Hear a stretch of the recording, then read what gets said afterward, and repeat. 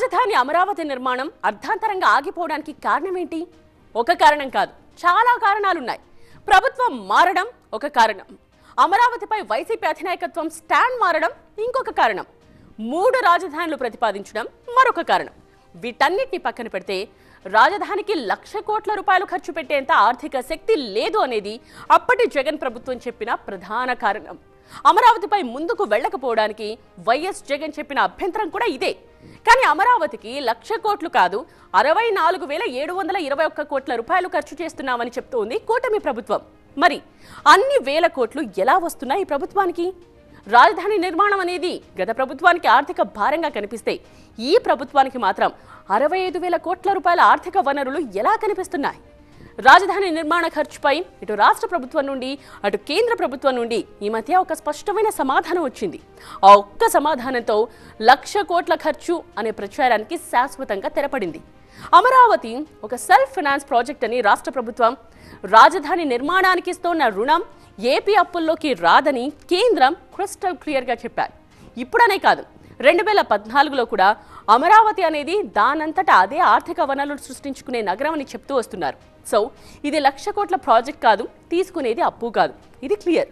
అయినా సరే రాజధానిపై రగడ జరుగుతూనే ఉంది. ఎందుకని? ఘోస్ట్ సిటీ అంటూ వైసీపీ ఇప్పటికీ కామెంట్ చేస్తుంటే ఇదొక వెల్త్ క్రియేషన్ సిటీ అని కూటమి ప్రభుత్వం కౌంటర్ ఇస్తోంది. అమరావతికి ఒక బ్రాండ్ కల్పించేందుకు త్వరలోనే ప్రధాని మోదీ చేతుల మీదుగా రాజధాని పునర్నిర్మాణ పనులు ప్రారంభించేందుకు ఏర్పాట్లు జరుగుతున్నాయి.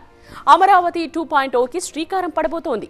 ఈ నేపథ్యంలో అమరావతిపై ప్రతిపక్షం వైఖరి మారుతుందా? రాజధానిపై ఇకనైనా రగడ ఆగుతుందా? ఇది సెల్ఫ్ ఫైనాన్స్ ప్రాజెక్ట్ కాదు అని వైసీపీ ఎలా చెప్తోంది? కంప్లీట్ అనాలిసిస్ చూద్దాం ఇవాళ ఎక్స్క్లూజివ్లో.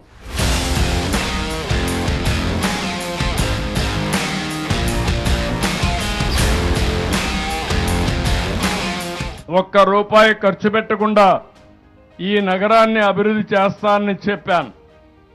అంటే ప్రభుత్వ డబ్బులు 1 రూపాయి అవసరం లేదు.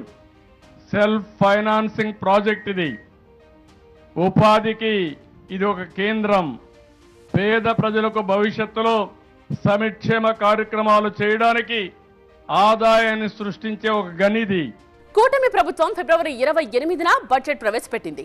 ఆ బడ్జెట్లో అమరావతి నిర్మాణం కోసం 1 రూపాయి కూడా కేటాయించలేదు. ఆ వెంటనే వైసీపీ అందుకున్న స్లోగన్ ఏంటంటే, చూసారా, అమరావతిని మొత్తం అప్పులతోనే నిర్మిస్తున్నారు అంటూ ప్రచారం చేస్తూ వెళ్ళింది.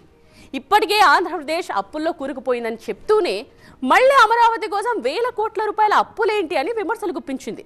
నిజమే, అమరావతి కోసం బడ్జెట్లో 1 రూపాయి కూడా కేటాయించలేదు కూటమి ప్రభుత్వం. ఆ విషయాన్ని స్వయంగా ఆర్థిక మంత్రి పయ్యావుల కేశవే బడ్జెట్ ప్రవేశపెడుతూ చెప్పారు. ప్రపంచ బ్యాంక్, ఏషియన్ డెవలప్మెంట్ బ్యాంక్ అప్పులిస్తున్నాయన్నారు. ఇదే విషయంపై వైసీపీ ఎంపీ గురుమూర్తి పార్లమెంట్లో ప్రశ్నించారు. దానికి కేంద్రం కూడా రిప్లై ఇచ్చింది. రాజధాని కోసం చేసే అప్పులు ఆంధ్రప్రదేశ్ అప్పుల పరిధిలోకి రావు అని స్పష్టం చేసింది.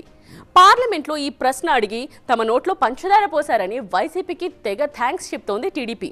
ఎందుకంటే అమరావతికి తీసుకునే రుణం ఏపీ ప్రజలపై భారం కాబోదని చెప్తున్నా సరే ప్రతిపక్షానికి అర్థం కావడం లేదన్నది టీడీపీ చెప్తున్న వర్షన్. అయితే కేంద్రం చెప్పింది ఒకటి, టీడీపీ ప్రచారం చేస్తోంది మరొకటి అంటూ మరో వర్షన్ను తెర మీదకి తీసుకొస్తోంది వైసీపీ. మల్టీలాటరల్ లోన్ అసిస్టెన్స్ పేరుతో రాజధానికి అప్పులు ఇచ్చాం కాబట్టి వాటిని తీర్చే బాధ్యత కూడా రాష్ట్ర ప్రభుత్వానిదే అని కేంద్రం చాలా స్పష్టంగా చెప్పిందంటోంది వైసీపీ. మాకు అమరావతి కాళ్ళ మీద అమరావతి నిలబడుతుంది, సెల్ఫ్ ఫైనాన్స్ అని చెప్పిన చంద్రబాబు నాయుడు గారు అంటున్నారు.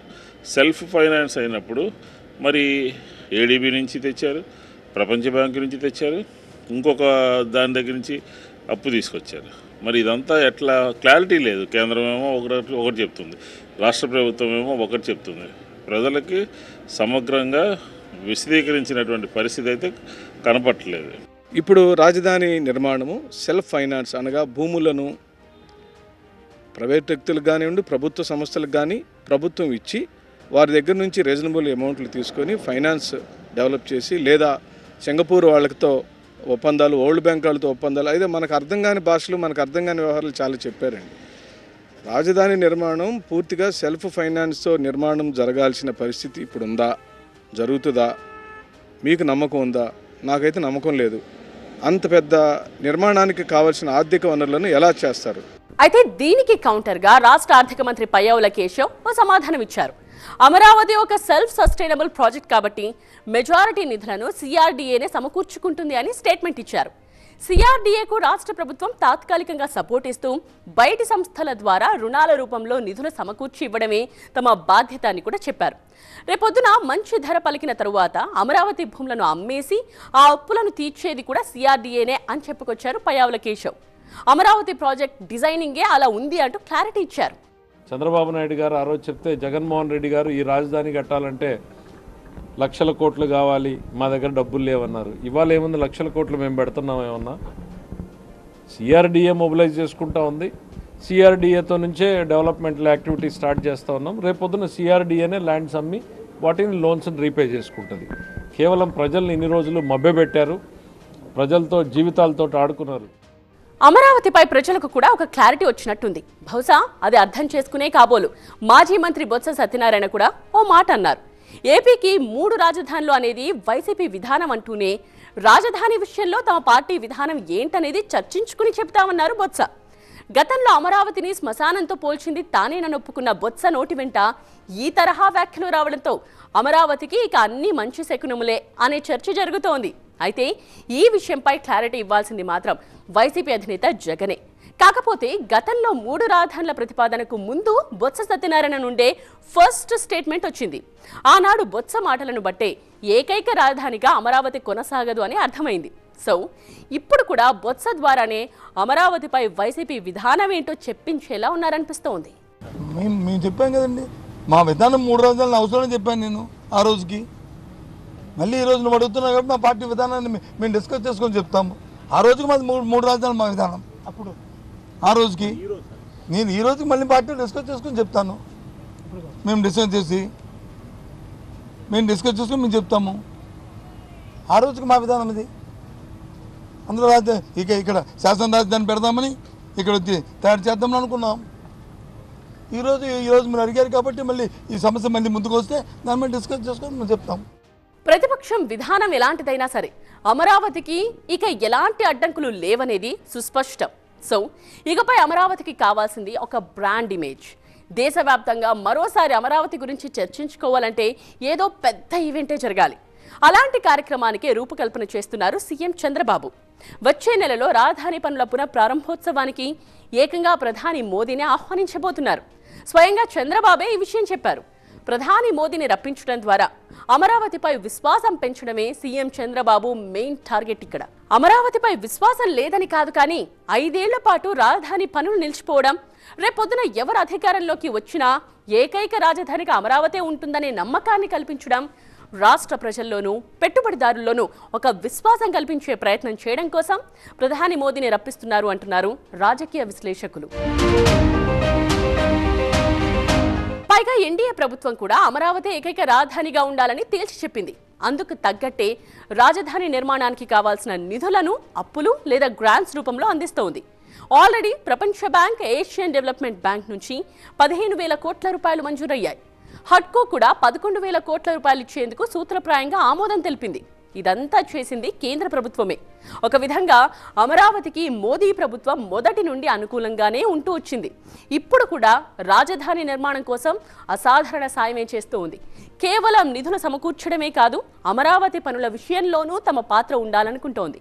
అందుకే అమరావతి పునర్నిర్మాణ పనుల కార్యక్రమానికి ప్రధాని మోదీ కూడా వస్తారంటున్నారు. అందులోనూ ఒకప్పుడు అమరావతికి శంకుస్థాపన చేసిందే ప్రధాని మోదీ. ఇప్పుడు కూడా ప్రధానిని రప్పించడం ద్వారా అమరావతి పరుగులు ఆగవు అని చెప్పించే ప్రయత్నం జరుగుతోంది. అమరావతిలో ఏకకాలంలో 20,000 మంది పనిచేస్తూ ఉంటే ఎలా ఉంటుంది? 100 మంది ఇంజనీర్స్, 1000 మంది కార్మికులు, నిర్మాణ సామాగ్రితో 100ల కొద్ది లారీలతో ఒక రకంగా రాజధాని నిర్మాణ యజ్ఞమే జరగబోతోంది. అక్కడ ఒకేసారి 48,000 కోట్ల రూపాయల విలువైన నిర్మాణాలు జరగబోతున్నాయి. ఇంతకీ అమరావతిలో నిర్మాణాలపై ఎలాంటి స్ట్రాటజీతో వెళుతోంది ప్రభుత్వం? అమరావతి ఇది దేవతల రాజధాని. ఒక స్వర్గం మారిగా దీన్ని తయారు చేసేదానికి అవకాశాలు ఉన్నాయి.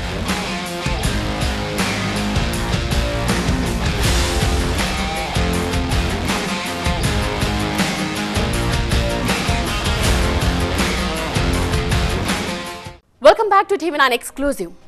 Just 3 years. 3 అంటే 3 ఏళ్లలో అమరావతి పూర్తవుతుంది. ఇది మంత్రి నారాయణ ఇస్తూ ఉన్న స్టేట్మెంట్ మాత్రమే కాదు, ఛాలెంజ్ కూడా. ఇంత ధీమాగా చెప్పడానికి కారణాలు లేకపోలేదు. అమరావతిలో చేపట్టాల్సిన పనుల జాబితా 90 ఉన్నాయి. వాటిలో 48,000 కోట్ల రూపాయలతో 72 పనులు చేపట్టడానికి సిఆర్డీఏ గతంలోనే పరిపాలన ఆమోదం తెలిపింది.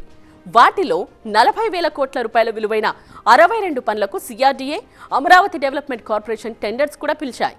వాటిలో 59 పనులకు ఆల్రెడీ బిడ్స్ ఓపెన్ చేసి కాంట్రాక్ట్ సంస్థలను సైతం ఫైనలైజ్ చేశారు. సో ఇక మిగిలింది లెటర్ ఆఫ్ ఇంటెంట్ జారీ చేయడమే. అది జరిగాక అమరావతిలో పనులు మొదలవుతాయి. ఆల్రెడీ ఇంజనీర్స్, కార్మికులు, యంత్రాలతో అమరావతిలో ల్యాండ్ అవ్వడానికి నిర్మాణ సంస్థలు రెడీగా ఉన్నాయి. ఎంత లేదన్నా ఏప్రిల్ మొదటి వారం కల్లా అమరావతిలో వివిధ నిర్మాణ సంస్థలకు చెందిన 20,000 మంది ఇంజనీర్స్, సూపర్వైజర్స్, కార్మికులు పనులు చేస్తూ ఉంటారని మంత్రి నారాయణ చెప్తున్నారు. ఎట్టి పరిస్థితుల్లోనూ 2028 నాటికి అమరావతిలో నిర్మాణ పనులు పూర్తి చేసి అందుబాటులోకి తెస్తామంటున్నారు. సో మాటల్లోనే కాదు, అమరావతి ఇకపై చేతల్లోనూ కనిపించబోతోంది. అనేక లీగల్ ఇష్యూస్ ఉంటాయి. ఆ లీగల్ ఇష్యూస్ అన్నీ ఓవర్కమ్ కావడానికి మాకు దాదాపు 8 నెలలు పట్టింది. అనేక లీగల్ ఇష్యూస్ అవన్నీ ఓవర్కమ్ అయ్యి ఇప్పుడు టెండర్లు దాదాపు 48,000 కోట్ల రూపాయలకి టెండర్స్ పిలిచి అవన్నీ ఓపెన్ చేసాం. వాళ్ళందరూ కూడా యాక్చువల్గా ఒక 2 daysలో అగ్రిమెంట్ చేసుకుంటున్నారు. వెంటనే వాళ్ళందరూ స్టార్ట్ చేయబోతున్నారు. ఈ నేపథ్యంలోనే వాళ్ళ గ్రూప్ ఆఫ్ మినిస్టర్స్ దీని మీద కూర్చొని డిస్కస్ చేసి యాక్చువల్గా డిసైడ్ చేయడం జరిగింది. ఓవైపు అమరావతి నిర్మాణం జరుగుతున్న సమయంలోనే మరోవైపు ప్రభుత్వ, ప్రైవేట్ సంస్థలు కూడా తమ ఆఫీసులు పెట్టడానికి వస్తున్నాయి. మొత్తం 106 ప్రభుత్వ, ప్రభుత్వేతర సంస్థలు తమ కార్యాలయాలు ఏర్పాటు చేసేందుకు రెడీగా ఉన్నాయి. వీటితో పాటు 2 ఏళ్లలోనే అమరావతిలో మెయిన్ రోడ్లు, 3 ఏళ్లలో ల్యాండ్ పూలింగ్ స్కీమ్ రోడ్లు పూర్తి చేయబోతున్నారు. వచ్చే ఏడాదిన్నరలోగా అమరావతి నిర్మాణంలో కీలక ప్రాంతాలైన ప్రభుత్వ భవనాలు, న్యాయమూర్తులు, ఐఏఎస్, ఐపీఎస్ల నిర్మాణాలు అందుబాటులోకి వస్తాయి. ఇప్పటికే వీటి నిర్మాణాలు సగానికి పైగా జరిగిపోయాయి. మిగతావి 2 ఏళ్లలో అసెంబ్లీ, సెక్రటేరియట్, హైకోర్టు భవనాల నిర్మాణాలు 3 ఏళ్లలో పూర్తి చేస్తారు. మొత్తంగా అమరావతిలో ఇన్ఫ్రాస్ట్రక్చర్ పూర్తి చేయడానికి 64,721 కోట్ల రూపాయలు ఖర్చు చేయబోతున్నారు. పైగా అమరావతికి ఎలాంటి నిధుల కొరత లేదు. రాజధాని కోసం వరల్డ్ బ్యాంక్, ఏడీబీ కలిపి 13,400 కోట్ల రుణం ఇస్తున్నాయి. ఇక కేఎఫ్డబ్ల్యూ బ్యాంక్ 5,000 కోట్లు లోన్ ఇస్తోంది. వీటితో పాటు హట్కో నుంచి 11,000 కోట్ల రూపాయల రుణం 2-3 రోజుల్లో రాబోతోంది. ఇవి కాక కేంద్ర ప్రభుత్వం గ్రాంట్ కింద 1,560 కోట్లు ఇస్తుందన్నారు మంత్రి నారాయణ. ఇలా వివిధ సంస్థల ద్వారా వచ్చే 31,000 కోట్ల రూపాయల రుణం, దానిపై వడ్డీ కూడా రాజధాని తీర్చేయబోతోంది. అదెలా అంటే అమరావతిలో అన్ని అవసరాలకు పోగా సిఆర్డీఏ వద్ద మరో 6,203 ఎకరాలు మిగులుతాయి. వాటిలో ప్లాటింగ్ చేసిన 4,000 ఎకరాలను ధర పెరిగిన తరువాత తనఖా పెట్టడం, వేలంలో విక్రయించడం ద్వారా నిధులు సేకరిస్తారు. ఆ డబ్బుతోనే అమరావతి అప్పులు కూడా తీరుతాయంటున్నారు మంత్రి నారాయణ. సో వైసీపీ ప్రచారం చేస్తున్నట్టుగా అమరావతి నిర్మాణం కోసం ఖర్చు పెట్టే 64,000 కోట్ల రూపాయల్లో ఒక్క పైసా కూడా ప్రజలు చెల్లించిన పన్నుల నుండి ఖర్చు పెట్టబోము అని హామీ ఇచ్చారు. నిజానికి రాజధాని పనులు ఎప్పుడో ప్రారంభం కావాల్సింది. గతేడాది డిసెంబర్ నాటికి పనులు ప్రారంభించాలని అనుకున్నారు. కానీ 5 ఏళ్ల పాటు పనులు నిలిచిపోవడం వల్ల కొన్ని న్యాయపరమైన చిక్కులు కూడా వెంటాడాయి. ఒక్కసారి అమరావతి పనులు మొదలైతే ఎట్టి పరిస్థితుల్లోనూ నిర్మాణాలు ఆగకూడదని నిర్ణయించుకున్న ప్రభుత్వం ఒక్కో చిక్కుముడికి పరిష్కారం వెతుకుతూ వచ్చింది. ఒక సందర్భంలో ప్రపంచ బ్యాంక్ ప్రతినిధులే స్వయంగా అమరావతికి వచ్చారు. భూములిచ్చిన రైతులందరితో మాట్లాడి వారి సందేహాలు నివృత్తి చేసుకున్న తరువాతనే రుణం మంజూరుకు అంగీకరించారు. అందులోనూ 5 ఏళ్ల క్రితం మొదలుపెట్టిన నిర్మాణాలు కావడంతో చెన్నై ఐఐటి, హైదరాబాద్ ఐఐటీలకు చెందిన నిపుణుల బృందాన్ని తీసుకొచ్చి ఆ నిర్మాణాలకు పరీక్షలు చేయించాల్సి వచ్చింది. సెక్రటేరియట్, అసెంబ్లీ వంటి ఐకానిక్ బిల్డింగ్ల పటిష్టతపై పూర్తి స్థాయిలో అధ్యయనం చేయించి నిర్మాణాలకు ఎలాంటి ఢోకా లేదంటూ ఐఐటి బృందం నివేదిక వచ్చిన తరువాతనే ముందుకు వెళ్లాల్సిన పరిస్థితి ఏర్పడింది. ఎమ్మెల్యే, ఎమ్మెల్సీల క్వార్టర్స్, ఐఏఎస్, ఐపీఎస్ భవనాలు పటిష్టంగా ఉన్నాయని ఐఐటి నిపుణులు ఇప్పటికే నివేదిక ఇచ్చారు. ఇలాంటి చిక్కులు పరిష్కరించుకోవాల్సి రావడంతోనే దాదాపు 8 నెలల సమయం పట్టిందనేది ప్రభుత్వం చెప్తున్న సమాధానం. ఇకపై ఎలాంటి చిక్కులు రావు అని నిర్ధారించుకున్న తరువాతే పనులు మొదలు పెడుతున్నారు. అందుకే మంత్రి నారాయణ వచ్చే 3 ఏళ్లలోనే అమరావతి పనులు పూర్తి చేస్తామని అంత ధీమాగా చెప్తున్నారు. కొందరి అనుమానాలను, అంచనాలు తలకిందులు చేస్తూ ఖచ్చితంగా 3 అంటే 3 ఏళ్లలో రాజధాని నిర్మాణం పూర్తి చేస్తామని చెప్తున్నారు మంత్రి నారాయణ. అయితే ప్రతిపక్షం మాత్రం రాజధాని పనులపై విమర్శలు గుప్పిస్తూనే ఉంది. అమరావతిని 10 ఏళ్లలో కట్టేస్తామని చెప్తున్నారు కానీ రాజధానిని కట్టలేరు అంటూ మండలిలో YCP MLC Pandula Ravindra Babu comment చేశారు. నగరాలు వాటంతటా అవే ఏర్పడాలి కానీ నగరాలను నిర్మించలేరు అనేది వైసీపీ ఎమ్మెల్సీ భావన. అలా కాదని నగరాన్నే కడతామంటే మయన్మార్ ప్రభుత్వం కట్టిన కొత్త రాజధాని ఎలా అయితే ఘోస్ట్ సిటీగా మారిందో అమరావతి కూడా అలాగే మిగిలిపోతుందని కామెంట్ చేశారు. కానీ వైసీపీ నేతల్లో చాలా మంది ఇప్పట్లో రాజధాని అంశం జోలికి వెళ్ళకపోతేనే బెటర్ అని చర్చించుకుంటున్నారు. 3 రాజధానుల ప్రతిపాదన చేసి విశాఖ నుండి పరిపాలిస్తామని చెప్పినా ప్రజలు ఆదరించలేదనే విషయాన్ని గుర్తు చేస్తున్నారు. 3 రాజధానులు ప్రతిపాదించిన ప్రాంతాల్లో వైసీపీకి ఘోర పరాజయం ఎదురైంది. అందుకే జరుగుతున్న దాన్ని గమనిస్తూ ఉండాలి తప్ప రాజధాని జోలికి వెళ్లి అదే తమకు బూమరాంగ్ అయ్యేంత పరిస్థితి తెచ్చుకోకూడదనే భావనలో ఉన్నారు కొందరు నేతలు. మరి వైసీపీ అధినేత మదిలో ఏముందో తెలియాలి. ఎవరి అభిప్రాయం ఎలా ఉన్నా ఈ టర్మ్ అయ్యేలోగా ఎవరూ కదపలేని స్థితికి అమరావతి చేరుకుంటుందని కూటమి నేతలతో సహా రాజకీయ విశ్లేషకులు సైతం చెప్తున్నారు.